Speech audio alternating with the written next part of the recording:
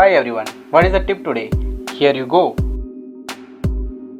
First I type the content by type on a path tool. Then go to character baseline shift. Here adjust the value in plus.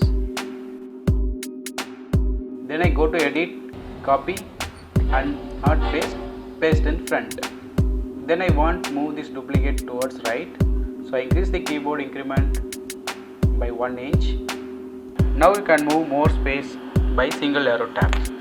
Then I flip the text towards inside and change the content. Then move it back to original position and this time change baseline shift towards minus value. Also adjust the tracking. So this is how you can use baseline shift option for type on a path text.